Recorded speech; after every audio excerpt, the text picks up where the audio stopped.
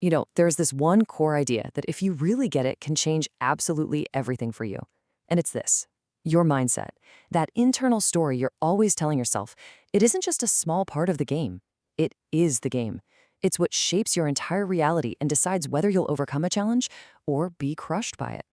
Let's just get this out of the way right now, because it's a hard truth. Life doesn't hand out trophies just for showing up. It's a hunt. And in this hunt, you either go out and actively take what's yours, or you just fade away. There's no prize for second place. And that idea, that raw reality, is the stage for everything we're about to talk about. So, if it's a hunt, that means every journey, every single one, has to have a direction. And that brings us to our first big piece of the puzzle: figuring out the guiding purpose that's actually pushing you forward. So, I'm going to ask you, straight up, what's your philosophy? And look, this isn't some deep, abstract question for our college class. This is practical. This is about the code, the core rules you actually live your life by. See, your philosophy isn't just a bunch of nice-sounding ideas. Think of it more like the operating system for your life. It's the program that has led you to exactly where you are right this second, for better or for worse. It's the why behind every action you take and every result you get. And here's something most people get completely backward. The real value isn't in achieving the goal. It's in the hunt itself, in the striving, the process. The real tragedy in life isn't failing. No, the real tragedy is having nothing to even chase in the first place. That pursuit is what gives life its flavor, its meaning, way more than any single win ever could. Okay, so once you're on a meaningful hunt, you gotta be ready. Because any path that's actually worth taking will inevitably lead you straight into the dark. It's gonna test you with struggle, with pain, and with some serious adversity. Now, this is gonna sound kinda crazy, but stick with me here. We're taught our whole lives to run from pain, right? To avoid failure at all costs. But what if those dark, difficult moments are actually where you find your deepest, most authentic strength? What if those are the moments that truly make you who you are? It's never about avoiding the fall. Everyone falls. It's about what you do when you are at rock bottom. When everything has gone wrong, when it feels like the world is against you, and it's just you, alone, at 4 a.m, the person you are in that moment, that's what you're really made of. So when that fear hits, and it will hit, you really only have 2 choices. That's it. There's no middle ground. You can let it consume you, let it paralyze you, and just burn out, or you can acknowledge it and then barrel right through it. And I promise you, the person who comes out on the other side of that is stronger than you can even imagine right now. We really need to rethink what strength even means. It's not about being invincible or never showing weakness or having this tough exterior. No, real strength is quiet. It's subtle. It's the resilience to just get back up again and again.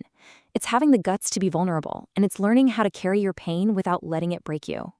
Okay, and this is where everything starts to change. This is the real turning point.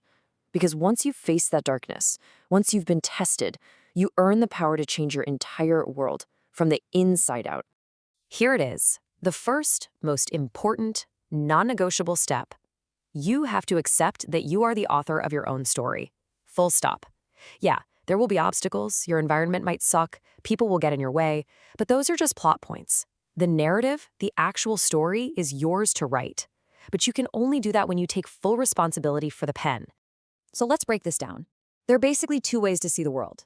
The scarcity mindset is reactive. It says, life happens to me. It blames the world, it blames circumstances for everything. But the unstoppable mindset, it's completely proactive. It says circumstances don't matter because it knows deep down that it has the power to rewrite its own reality. When we hear the term self-love, we usually think of taking it easy, right? Comfort, indulgence. But what if I told you that real, true self-love is the exact opposite? Real self-love is discipline. It's doing the hard thing today, the early morning, the tough workout, that difficult conversation, because you care enough about the person you're going to be tomorrow to build them a better life. So, what does it actually mean to be unstoppable? Look, it's not some quality you're born with. It's not a superpower. It's a decision. It's a promise you make to yourself right now that no matter what life throws at you, no matter how rough it gets, quitting is just not on the table. You can be tired, you can be hurt, you can be knocked down, but you will not be stopped. And you build that quality every single time you face a challenge and don't back down. So you have your philosophy, you've faced the darkness, you've started to rewrite your own reality. So where does all this lead? Well, it leads to a life where your greatest struggles become your greatest strengths.